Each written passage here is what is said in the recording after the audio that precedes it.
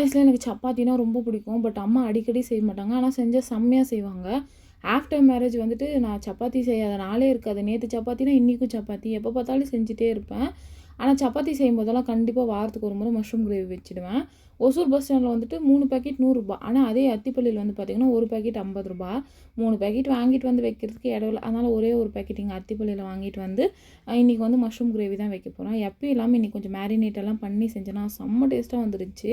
எப்படி பண்ணணும்னு சொல்றேன் பாருங்க. ஒரு மிக்ஸிங் பவுல்ல தயிர், வீட்ல என்னென்ன மசாலா பொடிங்க இருக்கோ எல்லாத்துலேயும் ஒரு ஒரு ஸ்பூன் போட்டுக்கிட்டேன். கடைசியா வந்து கஸ்தூரி மேத்தி போட்டு ஒரு 30 மினிட்ஸ் கிட்ட மேரினேட் பண்ண விட்டுட்டேன். அதுக்குள்ளே இடையில போயிட்டு இந்த வெங்காயம், தக்காளி எல்லாம் அறுத்துட்டு வந்துட்டேன். ஸோ இப்போ வந்து ஒரு வாணல்ல ஒரு 2 டேபிள் ஸ்பூன் எண்ணெய் விட்டுட்டு ஹோல் ஸ்பைசஸ் போட்டுட்டு வெங்காயத்தை போட்டுட்டு நல்லா வதக்கிட்டு, நான் வீட்லயே வந்துட்டு இஞ்சி, பூண்டு 2த்தையும் வந்து தட்டி எடுத்துக்கிட்டேன். அது வந்து செம்ம டேஸ்ட் குடுக்கும் கடையில வாங்குறத விட. அத போட்டு அப்புறமா ஒரே ஒரு தக்காளி, தக்காளி கொஞ்சம் கம்மியா சேர்த்துக்கிட்டா இன்னும் நல்லா டேஸ்ட்டா இருக்கும். போட்டுட்டு கல்லுப்பு போட்டு நல்லா ஒரு 5 நிமிஷம் வதக்குனதுக்கு அப்புறம் நம்ம மேரினேட் பண்ண மஷ்ரூம உள்ள தூக்கி போட்டுட்டு ஒரு 15 நிமிஷம் நல்லா கொதிக்க விட்டு எடுத்து கொத்தமல்லி தூவி இறக்குனா அட அட அட கம கம கமன்னு ரெடி. செம்ம டேஸ்ட்டா இருந்துச்சு. ட்ரை பண்ணி